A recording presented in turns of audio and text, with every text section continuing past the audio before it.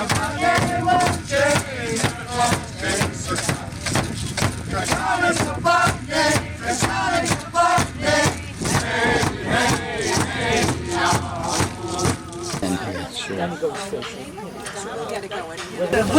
to our late spring meeting, WPS meeting, and David Weed is going to share all of his knowledge about the spring.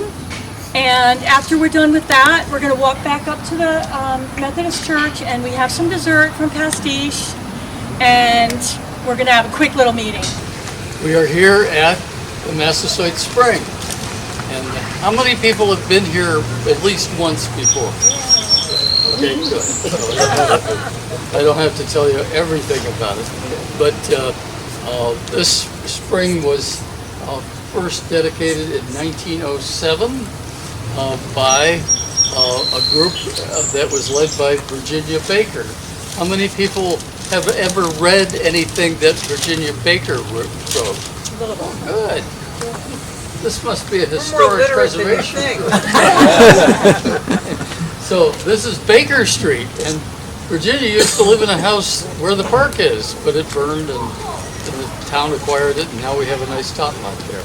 But Virginia was one of the people around the turn of the century, the 20th century, that became interested in the early history here and decided I think back about 1893 or somewhere along there, as I read about it, that there should be a monument to the Massasoit Usamikon, otherwise just referred to as Massasoit, who lived here. We don't know exactly where, and of course the story goes that if there's a spring, he must have drank from the spring, so therefore his Witu was right next to it. We have no idea. Though we do know that there was a Dutch trading ship in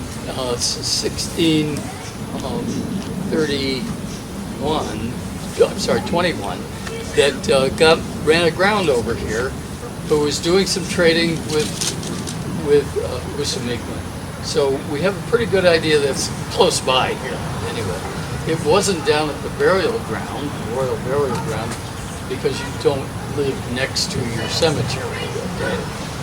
But people, not only did Usamikon live here, but thousands of people, maybe 1 million or more people have lived here over the last 7,000 to 8,000 years. Think about that, okay? And of course, we say, well, where are the houses and the stone structures and the sculptures and the monuments? They didn't do that. Okay. So everything that they may have had here is long gone. So you just use your imagination and think about a whole settlement, a whole village. And when you have access to water, that's a good place to live, right? Okay. So that water used to bubble out of a spring that used to flow right down the street there. Here's Greg has helped us work on some of this early history. The best I have is, I'm going to pass this around, but this is a picture of a pump over the well that was here and a description of what somebody did to try to dig it up. And before I pass that, excuse me, this is the group that dedicated the well in 1907. Okay, it includes Virginia Baker, pointed out in the arrow. There you go. So we'll have a little better idea of what was here at the spring. Another point to understand about the location is that there was a fence line that ran from the water all the way up Baker Street, becomes Child Street, and goes all the way to the next water, which is Kickamuit River. That was the dividing line that was agreed upon between the Pokanoket tribe, who occupied the land to the south, and the colonists who occupied land to the north, starting in 1653. Okay. and there was literally a fence, all of it, about 2 miles long, split rail fence. Right. Pardon me? Got right into the fencing. Absolutely. That's a very English thing, but it was the Poconokeets were very interested in the fence because the fence was to keep the English cows and pigs Yep. from The livestock. ruining Yep. and devastating their farmland. You may recall that Poconoket means land of the clearing. This whole area was clear. This was set aside as Brooks pasture. Okay, you don't call a pasture an area that's full of woods. Okay, it was open, cleared land. And that land was used for farming, so that the native people had year-round food supply. They would hunt and fish, obviously, but to be able to grow land, you have to clear it. And that's when the colonists came here, like Miles Standish, and said, oh, this is the garden of the patent, the flower of the garden, F-L-O-U-R.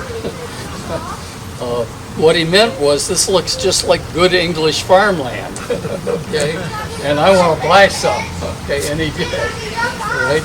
So this area was demarcated, if you will, from the native lands of the south.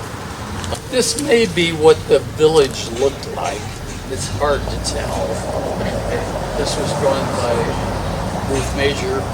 Ruth painted this picture of what we think a settlement up at Margaret's Rock may have looked like. We think that may have been the winter settlement because none other than Roger Williams came through here and was sheltered by Usamiki. We know that.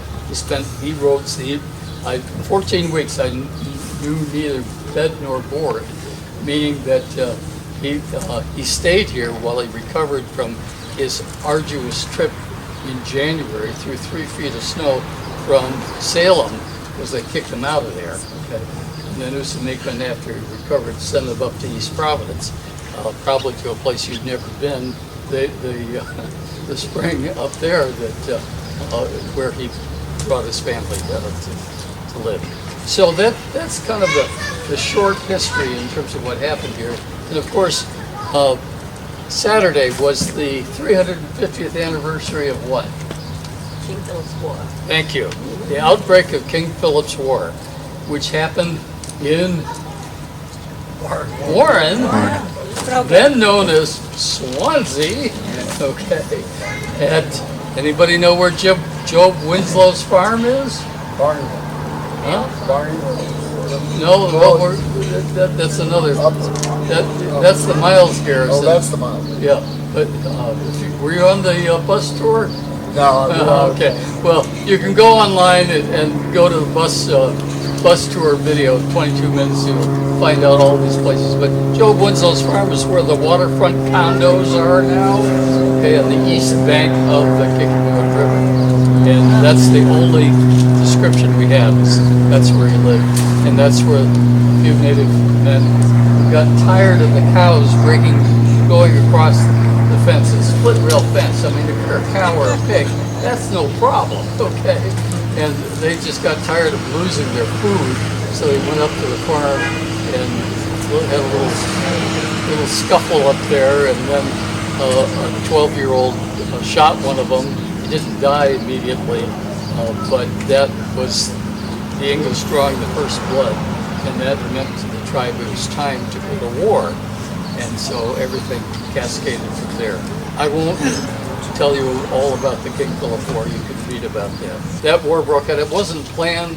Philip, it's not a good time to start a war in June. Okay, your crops haven't even, they're about this high, and you don't have any food. Okay, so think about that. There's lots more to learn about the war, and I hope you will take the time to do that. In the meantime, this town was called Soames, S-O-W-A-M-S, okay? You've heard of Soames Road in Barrington, Soames Middle School, Soames Woods, Soames Cider Works, okay? Well, you're going to hear more about that because we're working to create a national heritage area here called the Soames Heritage Area to tell this story to Americans who think everything happened in Plymouth. It didn't happen in Plymouth. It happened here. This is the place, okay? So fortunately, somebody, we don't know who, decided to put a terracotta sculpture up on the top of, over the door of Warren Town Hall that says Soames 1621. I lived here for 40 years, never saw it, never thought anything about it. Okay, now when you go by Town Hall, you'll know. This is Soames, With the okay? Plains Indian That used to be the headdress. Soames River. Pardon me? With a Plains Indian headdress. Well, yes, unfortunately, there are a number of misappropriated understandings, but this was created in 1898, and what do people know? And then in front of Town Hall, you will find a marker that describes the land acknowledgement that the Warren Town Council passed 4 years ago, okay, giving the designation that this was Pokanoket land, not Wampanoag, and I will not get into that whole controversy. Pass that around. Wampanoag just means Eastern Indian. It's not a tribe, okay? Pokanoket was a tribe, and we know that was recorded multiple times. It's on all kinds of maps and one way or another.